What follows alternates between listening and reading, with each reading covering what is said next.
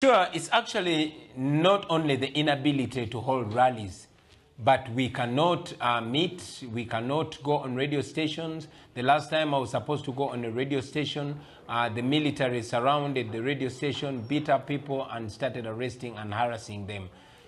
In Uganda, while the regime, the Minister of Health and other people from the ruling party are going around holding mass rallies and mass processions, the people, the members of the opposition, particularly those from the People Power Movement, which is having the National Unity Platform as a political wing, are completely not allowed to express themselves, to meet people, or to have any kind of political engagement. That is the situation in Uganda, although the people of Uganda are fighting back.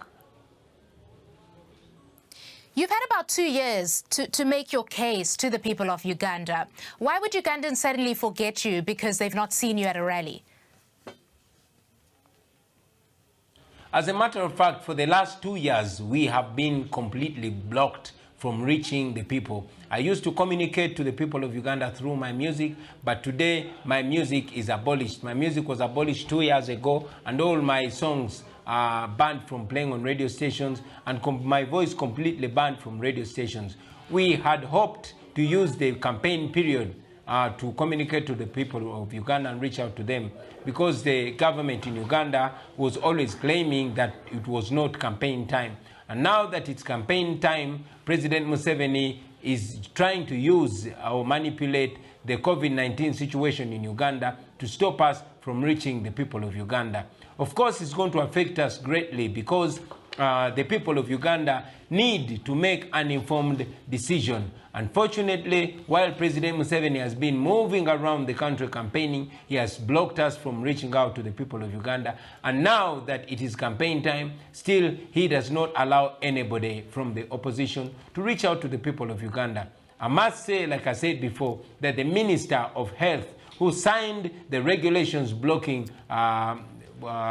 gatherings, is going around holding rallies and holding processions. Recently, the Minister of Justice and Constitutional Affairs was also having a big rally and later on a procession. And even the Vice President of Uganda held a rally very recently. So this has been the way the NRM regime, which is in the party in government in Uganda, has been misusing the COVID-19 situation to gag and curtail our freedoms of expression and interaction.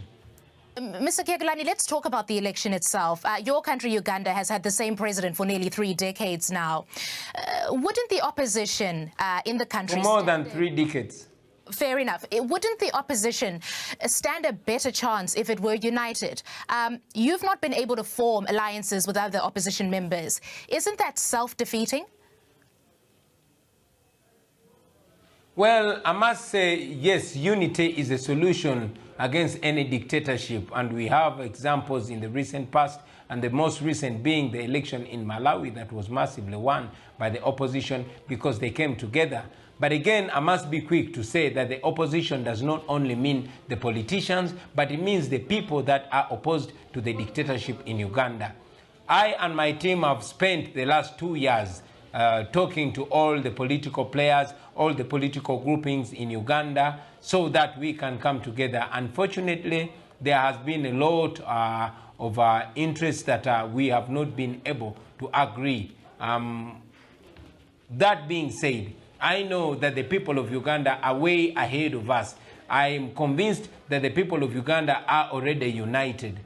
They've been telling us while I lead the People Power Movement, and it's for the sake of the election that I, together with my team, had to create the political wing of the People Power Movement, and that is the National Unity Platform. We did this because we knew that we had to answer the cries of the people to unite.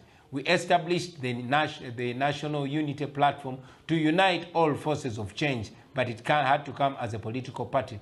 And right now, as we speak... Sorry, I must interrupt you there, because I do want to ask you this, right? What do you have to say to Ugandans who think that you've done a great job in using your voice to amplify the voices of others, especially young people in the country? But they argue that that doesn't necessarily make you presidential material. Well, I'm not here because I'm presidential material. There are so many people who are presidential material. They are in their thousands, but they do not have a voice. They be the candidates? I come here, I present myself as a glue.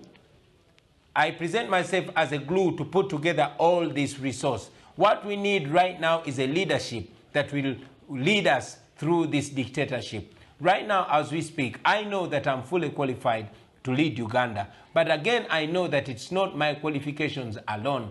It's the qualifications of all the Ugandans that want change.